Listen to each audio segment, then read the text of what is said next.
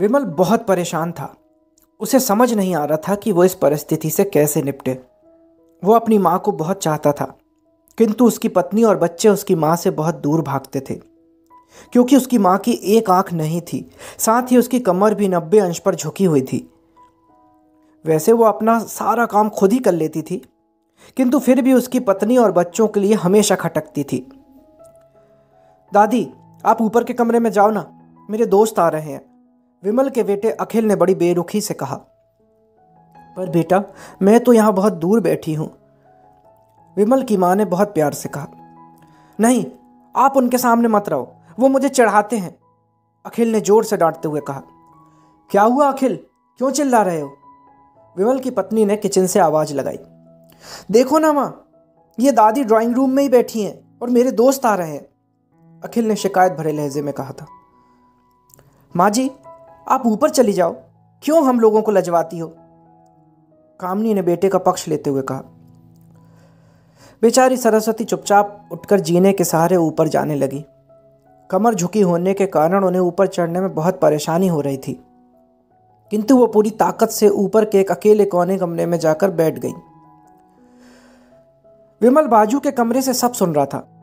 उसे कष्ट हो रहा था कि उसकी माँ को अपमानित होना पड़ रहा है, किंतु वो असहाय था। अब वो कुछ कहता तो पत्नी और बच्चे उसका विरोध करने लगते।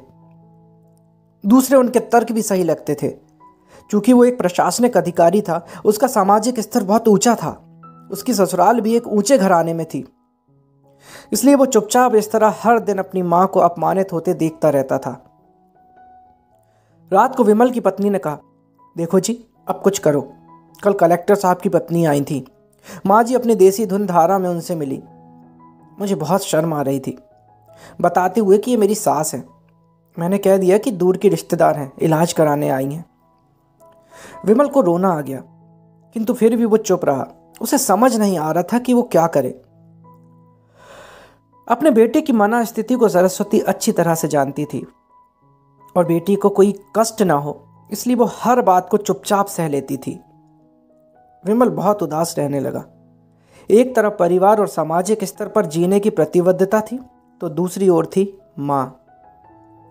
आखिर माँ से अपने बेटे की हालत देखी नहीं गई। एक दिन उसने अपने बेटे से कहा, विमल, बहुत दिन हो गए हैं, मैं अपने गांव जाना चाहती हूँ, मुझे वहां पहुंचा दो, मेरा यहाँ मन नहीं लग रहा है। पर माँ, वहां तो कोई नहीं है, तुम्हारी देखभाल कौन करेगा, विमल ने आश्चर्य से पूछा। अरे, सब गांव वाले तो हैं, और वो तुम्हारे मामा जी भी तो हैं ना, जो उसी गांव में रहते हैं, फिर हम सारी व्यवस्था कर कर आएंगे ना। कामनी को तो जैसे मन की मुराद ही मिल गई हो। हाँ बेटा, बहू सही कह रही है, सरस्वती ने लंबी सांस लेते हुए कहा।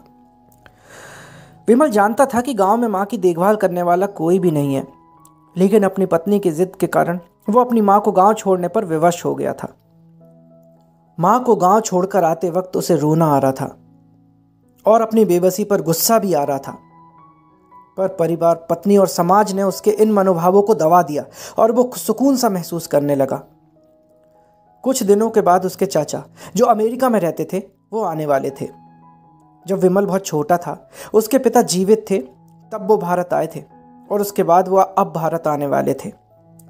पूरा परिवार और आस पड़ोस बहुत उत्साहित था। अमेरिका से विमल के डॉक्टर चाचा आ रहे थे। डॉक्टर रमेश ने जैसे ही घर में कदम रखा, सब ने मिलकर बहुत उत्साह के साथ उनका स्वागत किया। क्यों विमल, भाभी जी नहीं दिख रही, कहाँ हैं? डॉक्टर रमेश ने उत्सुकतावश पूछा। जी, वो गांव में रहती हैं, यहाँ उनका मन नहीं लगा, कामनी ने सपाट लहजे में उत्तर दिया। डॉक्टर रमेश ने विमल की ओर देखा तो विमल ने अपनी आंखें झुका ली। डॉक्टर रमेश सब कुछ समझ गए। बोले, कल हम भाभी से मिलने गांव चलेंगे, सभी लोग। दूसरे दिन सभी लोग गांव के घर पहुंचे। देखा कि सरस्वती को बहुत तेज बुखार है और वो पलंग पर असहाय पड़ी हैं। डॉक्टर रमेश दौड़कर सरस्वती के पास गए, उनके पैर छूकर रोने लगे। सरस्वती की हालत उनकी कल्पना से परे थी। वाह बेटा विमल, तूने तो बहुत नाम उजागर कर दिया। अपनी माँ की ये हालत देखकर तुझे तो शर्म भी नहीं आ रही होगी, डॉक्टर रमेश ने विमल को लगभग डांटते हुए कहा। नहीं देवर जी, विमल का कोई दोष नहीं है, मैं खुद गांव आ गई थी। सरस्वती ने अपने बेटे का बचाव किया। मुझे सब पता चल गया है भाभी, आप चुप रहो। क्यों बहू, तुम्हें अपनी सास की कुरूपता पसंद नहीं है? समाज में तुम्हें नीचा देखना पड़ता है ना? डॉक्टर रमेश ने कामनी की ओर व्यंग से देखा। कामनी निरुत्तर होकर विमल को देखने लगी। आज तुम जिस सामाजिक स्तर पर हो वो इन्हीं के संघर्षों की देन है बेटा। और बेटा विमल, तुम्हें शायद मालूम ही ना हो कि बचपन में जब तुम 1 साल के थे तब छत से नीचे गिरने के कारण तुम्हारी एक आंख फूट गई थी और तुम्हारी रीढ़ की हड्डी में भी समस्या थी। तब तुम्हारी इस कुरूप माँ ने अपनी एक आंख और अपना बोन मैरो तुम्हें देकर इतना सुंदर स्वरूप दिया था। कामनी बेटा, इतने सालों तक संघर्ष करके बेटे को प्रशासनिक अधिकारी बनाने वाली संघर्षशील औरत की तुम लोगों ने यह दशा कर दी। तुम्हें तो ईश्वर भी कभी माफ नहीं करेगा। डॉक्टर रमेश की आंखों से अश्रु जलधारा बह रही थी।